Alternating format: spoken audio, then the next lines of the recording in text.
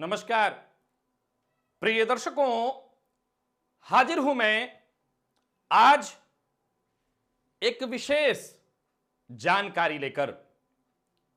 इस विषय के बारे में मैंने पूर्व में आप लोगों को बताया था, लेकिन वक्त वक्त पर आगाह कर देना यह भी बेहद जरूरी था, जो कि मैं नहीं करता था।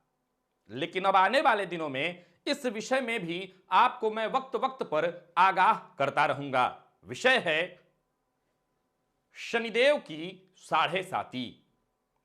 तो शनिदेव की साढ़े साती वर्तमान समय में धनु, मकर और कुंभ, इन तीन राशि के जातकों को जारी है।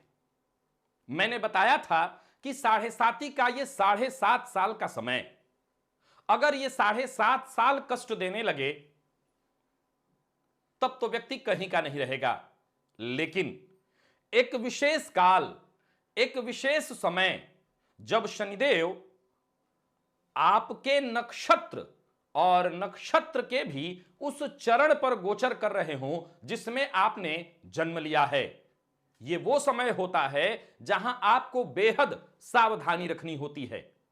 यह वो समय होता है जब साढ़े साती का आप इसे सबसे ज्यादा कष्टदायी समय मान सकते हैं।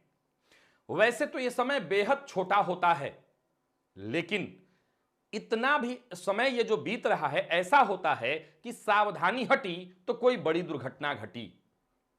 वर्तमान समय में शनिदेव उत्तराषाढ़ा नक्षत्र के द्वितीय चरण में गोचर कर रहे हैं और कल यानी 20 नवंबर 2020 प्रातःकाल 7:02 पर शनिदेव नक्षत्र चरण बदलने जा रहे हैं और उत्तराषाढ़ा नक्षत्र के तृतीय चरण में प्रवेश कर जाएंगे। तो वो लोग जो उत्तराषाढ़ा के द्वितीय चरण में जन्मे हैं, उनके लिए पूरी तरह से खुशखबरी का समय नहीं है। उनकी समस्या निसंदेह धीरे धीरे थोड़ी कम होगी। देखिए, साढ़े साती के पूरे काल में कहीं ना कहीं मानसिक अशांति तो बनी रहती है, इसमें कहीं कोई संशय नहीं। लेकिन यह वो समय होता है जहां परेशानी बहुत ज्यादा होती है। तो उत्तराषाढ़ा के जो प्रथम चरण के लोग हैं वो थोड़ी राहत की सांस लें। उत्तराषाढ़ा के द्वितीय चरण में अगर आपने जन्म लिया है, यानी मकर राशि है आपकी और उत्तराषाढ़ा के द्वितीय चरण में आपने जन्म लिया है, तो अभी आपको शांति नहीं मिलेगी। आप धैर्य बना करके रखिए। और अगर आप उत्तराषाढ़ा के तृतीय चरण में जन्मे हैं, सावधानी शुरू कर दीजिए। 20 नवंबर 2020 प्रातःकाल 7:02 पर शनिदेव नक्षत्र चरण बदल लेंगे। वैसे तो यह 24 दिसंबर 2020 को और रात्रि 11:29 तक उत्तराषाढ़ा के तृतीय चरण में रहेंगे। लेकिन समय, जैसा मैंने बताया कि जो उत्तराषाढ़ा के द्वितीय चरण के लोग हैं उनको भी अभी मैं सतर्क रख रहा हूं। तो इसका मतलब है कि आपको बस इतना ही सतर्क नहीं रहना। लगभग 90 दिन का समय मैंने कहा था, और यह 90 दिन का समय होता कैसा है, तो 90 दिन के समय को ऐसे समझिए। आपके नक्षत्र चरण के ऊपर शनिदेव ये जो समय व्यतीत कर रहे हैं 24 दिसंबर तक, और इसके बाद लगभग 30 दिन और आपको बेहद सतर्क और सावधान होकर के समय व्यतीत करना चाहिए। इस दौरान कोई भी बड़ा निर्णय न लें। इस दौरान कोई भी बड़ा कार्य शुरू करने से बचिए। कोई भी बड़ा कार्य आप प्रारंभ करते हैं तो मुश्किल में पड़ेंगे। याद रखिएगा, मैं सदैव कहा करता हूं कि अगर शनिदेव आपकी कुंडली में वक्री हैं और अगर आप विशेषकर वृषभ लग्न के हैं अथवा वृषभ राशि के हैं, मिथुन लग्न अथवा मिथुन राशि, अथवा कन्या के हैं, तुला के हैं, मकर और कुंभ लग्न अथवा राशि के हैं, और शनिदेव आपकी कुंडली में वक्री हैं, चंद्रमा से उनका कोई संबंध नहीं बन रहा है, न तो दृष्टि संबंध न आसपास का संबंध, तब आपके लिए यह साढ़े साती बेहद फायदेमंद होगी। साढ़े साती के इस दौर में ही आप विशेष विकास करेंगे। लेकिन बाकी वो लोग जिनकी कुंडली में ऐसी स्थिति नहीं है, उन्हें मैं सतर्क और सावधान करना चाहता हूं।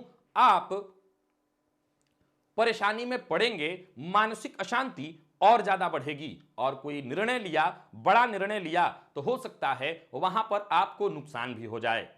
प्रिय दर्शकों, कई बार जब इतनी करीबी बातें लोगों को बताई जाती है तो लोगों में अनायास ही एक डर उत्पन्न हो जाता है।